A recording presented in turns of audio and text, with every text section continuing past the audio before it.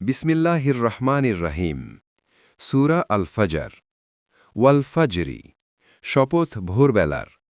ওয়াল্লায়ালিন আশরিন, শপথ 10 রাতের। ওয়াশশাফঈ ওয়াল ওয়াতরি, শপথ জোড় ও বেজোড় বস্তুর। ওয়াল্লাইলি ইদা ইয়াসরি, এবং শপথ রাতের যখন তা গত হতে থাকে। হালফি যালিকা কসামুন লিযি হিজরিন, এর মধ্যে কি বিবেকসম্পন্ন ব্যক্তির জন্য যথেষ্ট শপথ রয়েছে?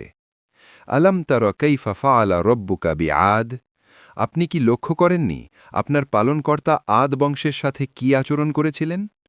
ইরমা যাতিল ইমাদ, সুউচ্চ স্তম্ভের অধিকারী ইরাম গোত্রের সাথে। শানে নুজুল, নাজিলের পটভূমি। এই সূরাটি মক্কায় নাজিল হয়েছে।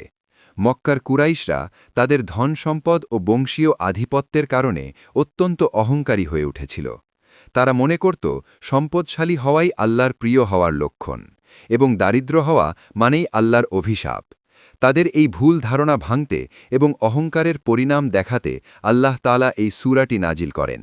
এখানে অতীতের শক্তিশালী জাতিদের আদ, সামুদ ও ফেরাউনের পতনের কথা উল্লেখ করে কুরাইশদের সতর্ক করা হয়েছে। ঐতিহাসিক ঘটনা, ইরাম ও আদ জাতির অহংকার।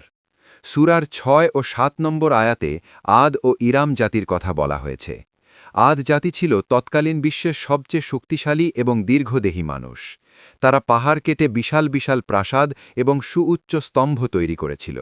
তাদের শহর ইরাম ছিল স্থাপত্যশৈলীর এক অনন্য নিদর্শন। ঘটনা সংক্ষেপ, আদ জাতির লোকেরা তাদের শক্তি ও সম্পদের মোহে পড়ে আল্লাহর ইবাদাত ত্যাগ করে মূর্তি পূজা শুরু করে।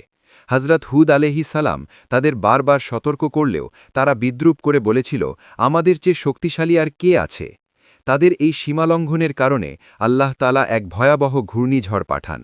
৭ রাত ও ৮ দিন ধরে চলা সেই ঝড়ে তাদের বিশালাকার দেহগুলো উপড়ানো খেজুর গাছের মতো এদিক ওদিক পড়েছিল। তাদের সেই সাজানো শহর ইরাম পুরোপুরি ধ্বংস হয়ে মাটির সাথে মিশে যায়। শিক্ষা, এই ঘটনা আমাদের শেখায় যে বাহ্যিক শক্তি বা সম্পদ কখনোই চিরস্থায়ী নয়।